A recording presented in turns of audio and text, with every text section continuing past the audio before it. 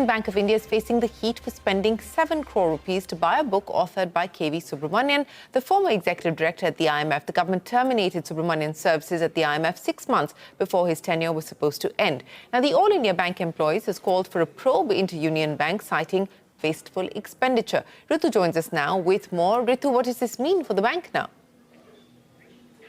Well, Shireen, no good for the bank. And as you said, Union Bank is facing heat for spending a staggering 7.25 crores on buying nearly 2 lakh copies of former Chief Economic Advisor Krishnamurthy Subramanian's book, India at 100, even before the book had hit the shelves in August last year. Now, this has raised eyebrows, especially in light of the government prematurely terminating his term as the executive director at the IMF recently, with reports even suggesting some alleged impropriety, including the promotion of this very book as a potential reason for his abrupt departure.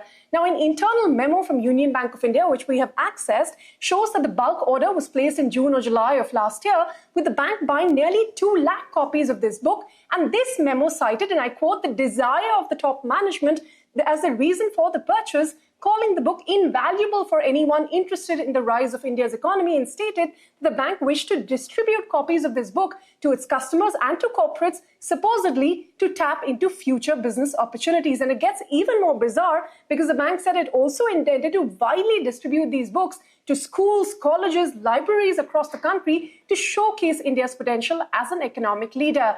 The advance payments, though, for this book were made through this, vague category labeled miscellaneous under the bank's revenue budget. Now, our sources indicate some of the senior bank management did raise concerns over this internally in the bank's December board meeting, following which Union Bank brought in KPMG to examine the matter. But so far, the only visible action appears to be the suspension of a general manager who merely oversaw the support services department.